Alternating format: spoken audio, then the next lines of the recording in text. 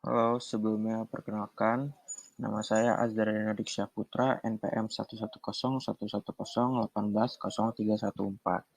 mata kuliah Sosiologi Hukum, dan kali ini saya akan membahas mengenai tindak pidana permainan judi. Tindak pidana permainan judi didefinisikan dalam pasal 303 Kitab Undang-Undang Hukum Pidana ayat 3. Yang disebut permainan judi adalah tiap-tiap permainan di mana pada umumnya kemungkinan mendapat untung bergantung pada peranturan belaka, juga karena pemainnya lebih terlatih atau lebih mahir. Di situ termasuk segala pertaruhan tentang keputusan perlombaan atau permainan lain-lainnya yang tidak diadakan antara mereka yang turut berlomba atau bermain. Demikian juga segala bentuk pertaruhan lainnya.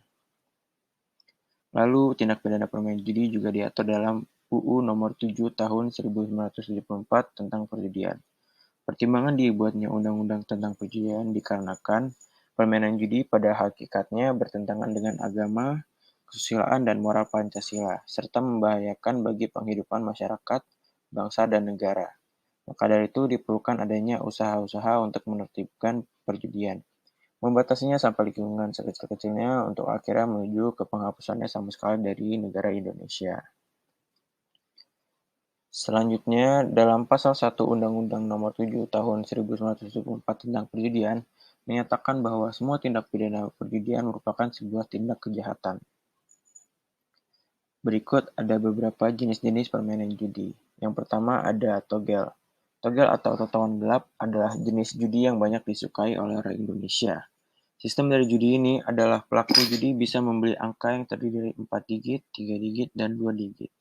Bandar dari judi ini akan mengeluarkan 4 digit angka yang akan keluar pada hari tertentu. Contohnya apabila pada hari Kamis angka yang keluar adalah 2585, berarti orang yang membeli angka 85, 585, dan 2585 memenangkan hadiah. Selanjutnya ada judi kartu. Judi kartu memiliki beberapa jenis, mulai dari remi hingga domino serta jenis-jenis permainan judi kartu lainnya. Dan selanjutnya ada judi bola.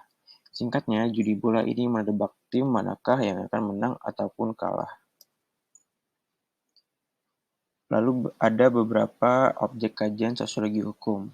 Yang pertama yaitu hukum dalam sistem sosial, yang kedua perbandingan hukum dalam masyarakat, yang ketiga sifat hukum yang dualistis, yang keempat hukum sebagai alat kekuasaan, yang kelima kaitan hukum dengan nilai budaya, dan yang terakhir ada hukum sebagai instrumen perubahan sosial.